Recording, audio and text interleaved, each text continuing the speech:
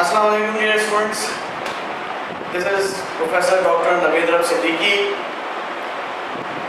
Associate Professor, Government Degree Science College, Liaquatabad, Karachi. आज जो topic हम डिस्कस करेंगे इंशाल्लाह, ये टॉपिक है chapter number 10 second year zoology का, और इस टॉपिक का नाम है एवोल्यूशन। डियर स्टूडेंट्स, एवोल्यूशन के बारे में बहुत से मुख्तलिफ स्टेटमेंट्स लोगों ने पेश किए। आइए पहले देखते हैं कि लोगों ने इसके बारे में क्या क्या कहा। कुछ लोगों का ख्याल ये था कि एवोल्यूशन एक सिलसिलेवार तब्दीली है, एक ग्रेजुअल चेंज है जो न सिर्फ ऑर्गेनिजम्स में, जिनमें एनिमल्स भी शामिल हैं, इनमें प्लांट्स भी शामिल हैं और इनमें अर्थ भी शामिल है।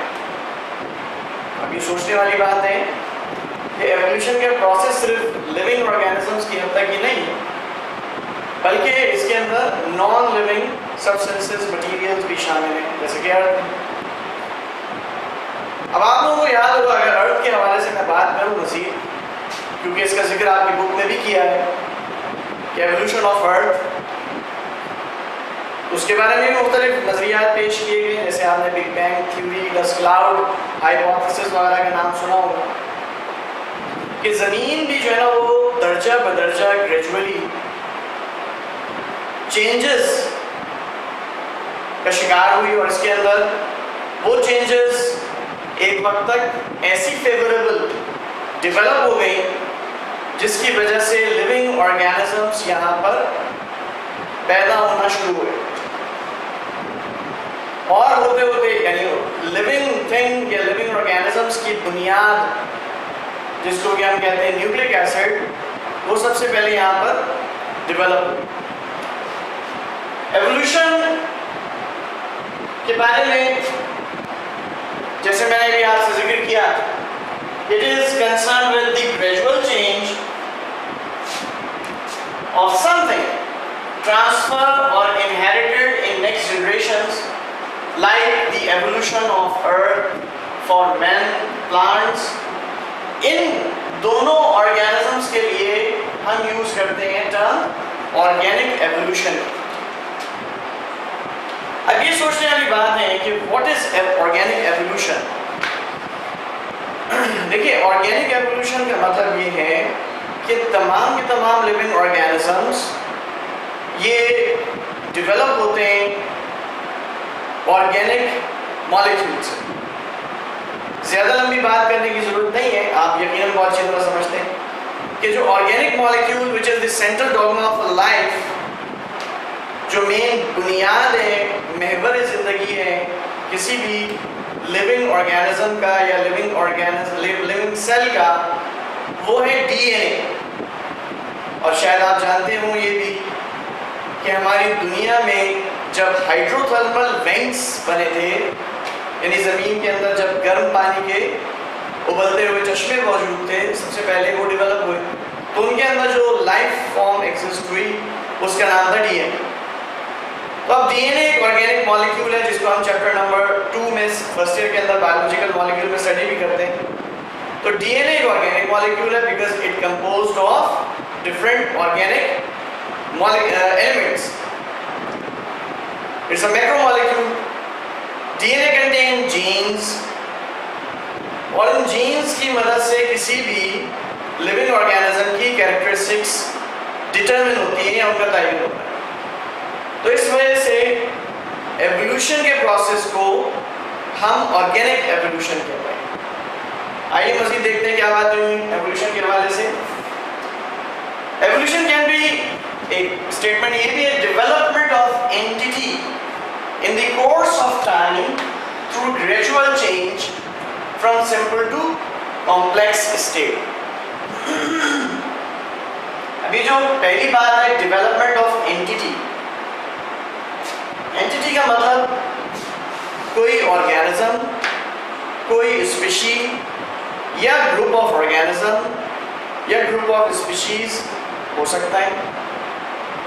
और ये जो डेवलपमेंटल चेंजेस हुई हैं उनमें, ये फ्रॉम सिंपल टू कॉम्प्लेक्स हुई। सिंपल टू कॉम्प्लेक्स का मतलब ये है कि पहले लिविंग ऑर्गेनिज्म एक सेल वाला डेवलप हुआ, जैसे कि बैक्टीरिया आपने देखा है जिनको हम प्रोकैरियोट्स कहते हैं, और उसके बाद मल्टी सेलुलर ऑर्गेनाइजेशन सेल्स के अंदर डेवलप हुई और उसकी बुनियाद पे मेटाजोअन्स और यूमेटाजोअन्स हमारा ये ऑर्गेनिजम्स डेवलप हुए।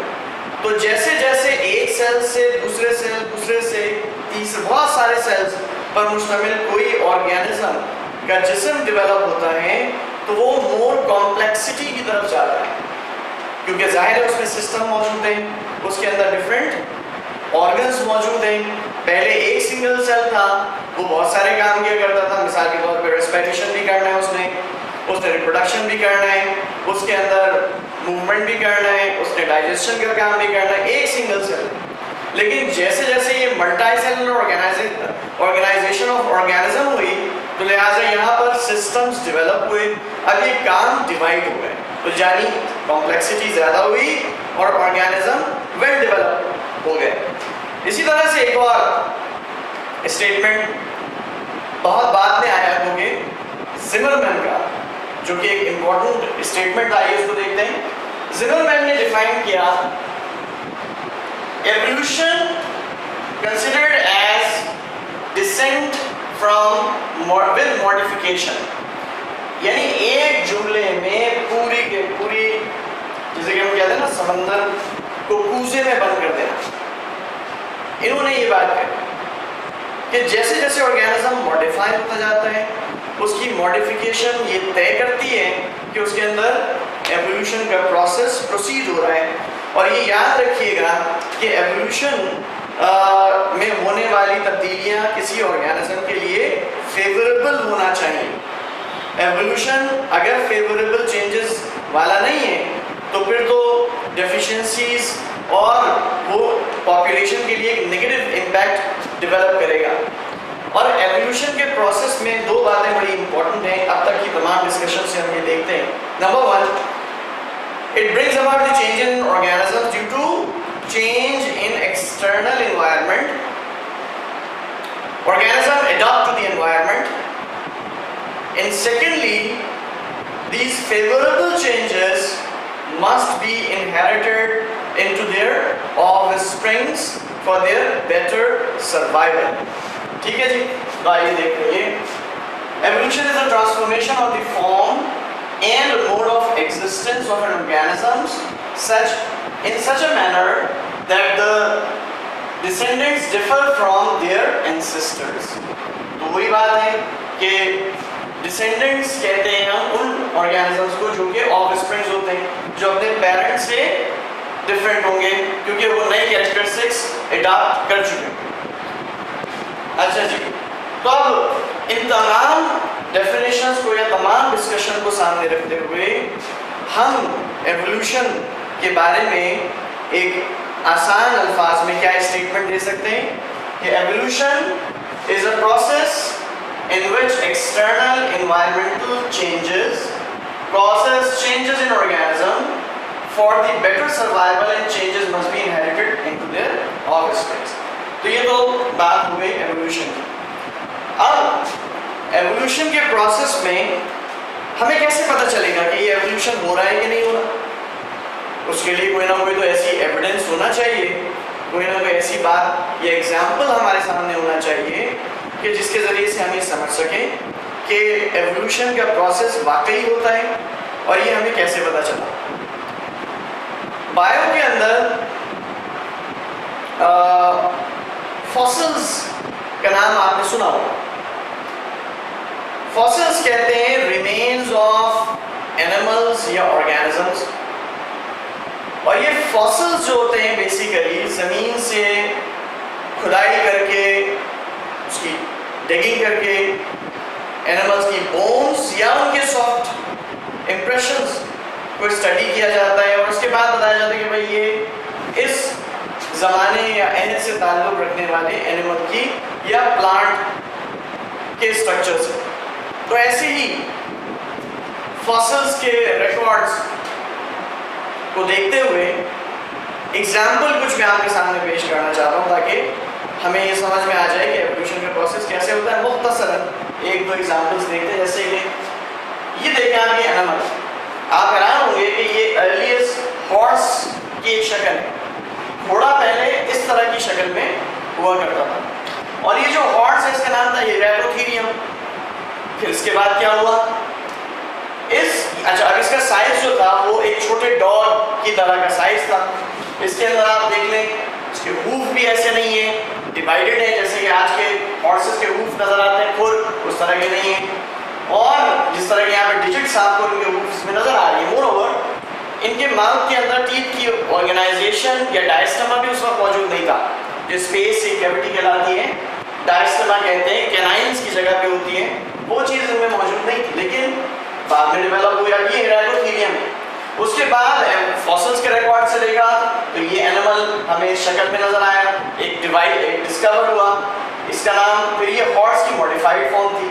फिर उसके कुछ अरसे के सालों के बाद, यानी सदियों के बाद, ये हॉर्स, फिर उसके बाद ये, और देन फाइनली आज के दौर में इस तरह का हॉर्स आपको नजर आता है। और ये तमाम की तमाम स्टेट जो आपको नजर आ रही हैं, ये फॉसिल्स के रिकॉर्ड से हमने निकाली, और उसके बाद इनकी हिस्ट्री को बाकायदा एक दूसरे से लिंक अप किया, और यहाँ आज हॉर्स के आज की फॉर्म तक हम पहुंचे हैं। एनिमल्स के अंदर ही सिर्फ ये प्रोसेस नहीं, बल्कि जैसे मैंने आपको बताया कि इंसानों के अंदर भी कुछ इस तरह का हमें प्रोसेस नजर आता है। अब आप देखो, यकीनन ये देख के आप, ऐसा नहीं कि आप डिप्रेशन के शिकार हो गए हो कि हम ऐसे थे पहले, हो सकता है ऐसी बात ही हुई हो, लेकिन इंसान बज़ाहिर इंसान ही था। ऐसा नहीं था कि उसके 2 की जगह 4 हाथ, 2 की जगह 4 टांगे, नाक 2 हो, कान 4 हो, ऐसा कुछ नहीं। लेकिन क्या है, सिविलाइजेशन है। जैसे जैसे इंसान ने तरक्की की और सिविलाइज होता गया, ये भी प्रोसेस ऑफ एवोल्यूशन है, वैसे वैसे वो जदीद दौर के मुताबिक अपने आप को ढालने में कामयाब हो सके। तो ये कुछ एग्जाम्पल्स हैं कि ज़रूरी नहीं है कि एवोल्यूशन का प्रोसेस ऑर्गेनिक लेवल पर ही प्रोसीड करे, बल्कि ये प्रोसेस नॉन मटीरियल भी हो सकता है, और ये प्रोसेस सिविलाइजेशन से मुताल्लिक भी हो सकता है। तो simple is that evolution brings about the change in any kind of organism और देयर सराउंडिंग। अच्छा जी, अब आते हैं कुछ एवोल्यूशन की थ्योरीज को। एवोल्यूशन का जो प्रोसेस है वो एक कंट्राडिक्टरी प्रोसेस रहा है लोगों के जहनों में।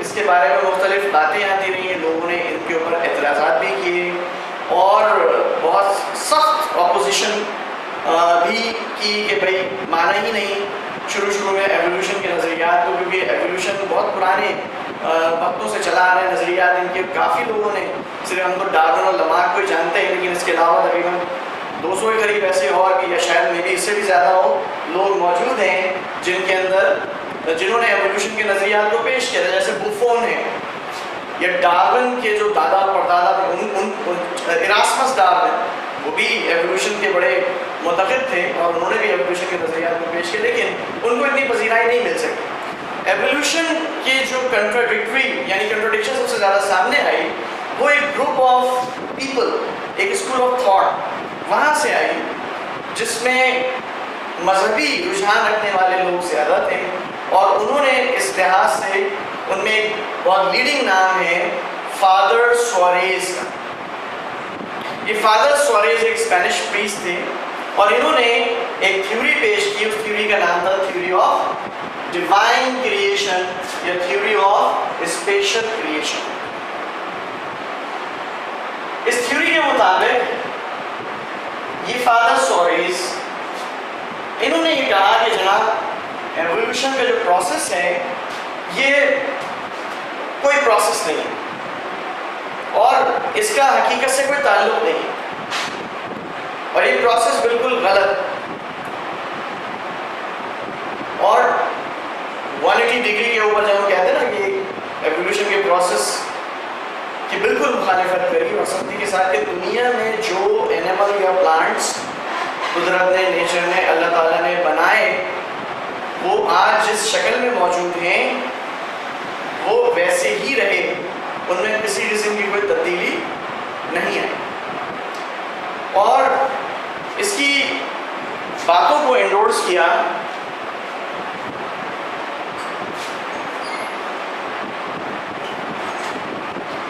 एक और साहब थे, उनका नाम था कार्लस लीनियस।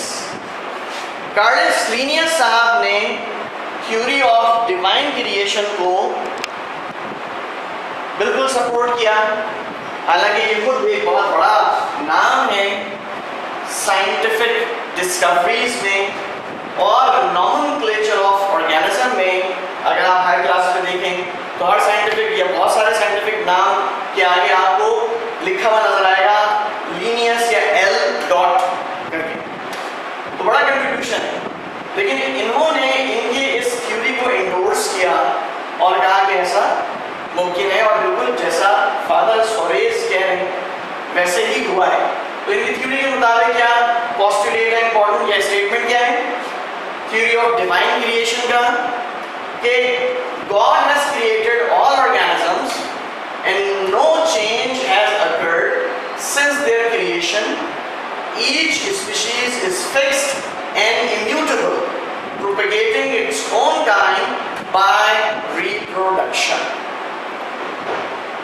तो डियर स्टूडेंट्स, यहाँ तक की बातें हमने डिस्कस की और होपफुली एवोल्यूशन की जो बेसिस हैं, चंद बुनियादी बातें तो आपकी समझ में आ गई होंगी।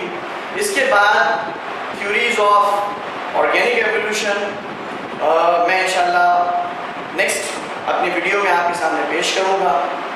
जब तक के लिए इजाज़त दीजिए। Thank you very much.